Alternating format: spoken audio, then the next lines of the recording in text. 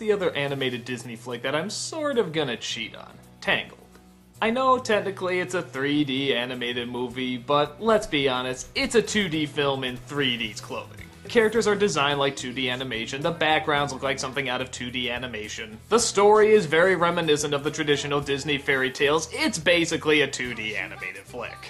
So I'll bend the rules a little bit and review this one as well. And I also feel it a little bit necessary to compare it to the last 2D animated film, The Princess and the Frog. I know that's probably not fair to the movie, but at the same time, one film only did okay and one film did a lot better. And this was the one that did a lot better. And seeing how they came out back to back, I guess it does make sense to see why one did better than the other. So let's talk about the absolute best aspect of the film, the story. And it's rare that I say that, but the story to this film is brilliant. This is the classic retelling of a fairy tale that Disney used to do best. It's not exactly like the original, but the changes are not only incredibly creative, but half the time, they're improvements. It transitions the story into film perfectly. Okay, so what is it? Apparently there's this magic flower that gives eternal youth. But it only seems to do it when you sing a certain song that this witch figured out. So the witch has been using the flower for years, that is until the queen of the land gets incredibly sick. So the flower is found and used to keep her alive, but the witch loses her ability to keep young. It seems the flower has been crushed down to herbs and has now been passed on to the queen's daughter, Rapunzel. And the quote-unquote flower power actually seems to be in her hair. So the witch kidnaps Rapunzel when she's just a baby and uses the power of her hair to grow younger. And seeing how she wants to live longer and longer, she grows the hair longer and longer. All throughout this introduction, I was shouting, brilliant, brilliant, brilliant! This is a fantastic setup! There's a reason for the hair to grow long. There's a reason for her to be in a tower. There's a reason to incorporate music into this. It was just wonderful! And on top of that, the setup for the rest of the story is actually pretty good too. Rapunzel grows up into a teenager, of course, under the care of her controlling witch mother. But when a famous thief enters her tower, she knocks him out and tries to get some information out of him. He agrees that if she lets him go, he'll lead her to this ceremony that seems to take place every year on her birthday. This ceremony, it turns out, is raising a bunch of lanterns in the hope that someday she will find it and return back home. She agrees, and from here on in, it's pretty much the adventure you think it'd be. There's sword fighting, horse riding, dancing, singing, romances, evildoers, all the stuff you'd expect from Disney. So, just from that ingenious setup, you'd expect this to be maybe one of the top 5 Disney films of all time, right? Well, there are some problems. One is the voice acting. And don't get me wrong, it's not terrible, it's not even that bad, I just can't find myself getting that invested in these voices. As soon as I heard Rapunzel's voice, I remember thinking to myself, oh, that's a celebrity voice. And wouldn't you know it, it was. And as soon as I heard the thief's voice, I remember thinking, hey, that sounds like a guy trying to do a thief's voice, but not actually a thief. And that's my major problem with this movie. As brilliant as the setup is, everything feels like they're trying to convey that traditional Disney film.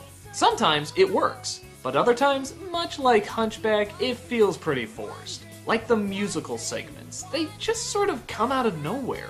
They feel very rushed, and I don't feel like it really matches the movie. I mean, granted, I'm not a big fan of Randy Newman, but it matched in The Princess and the Frog. It was New Orleans, it made sense to have that kind of music. Here, this sort of pop guitar slash Broadway slash Billboard's hit sound, I don't know, it seems a little out of place. And honestly, those two things are my only problem, but they're kind of a big problem. Princess and the Frog, it was the story and everything else is fine. This, the story's great, but everything else seems kind of done.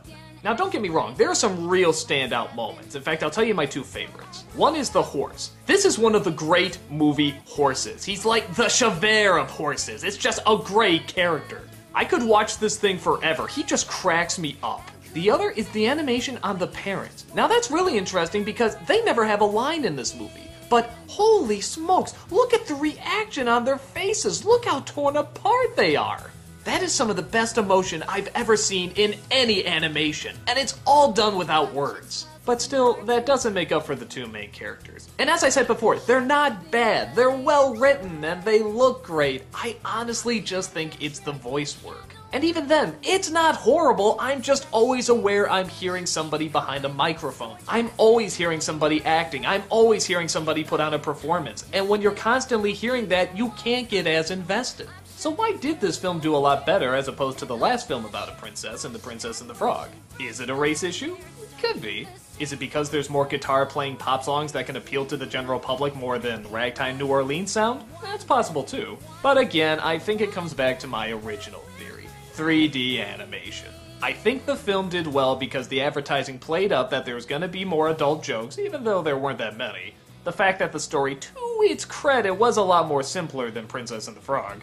And, like I said, the fact that it's 3D animation makes adults think that it's going to be made for them too.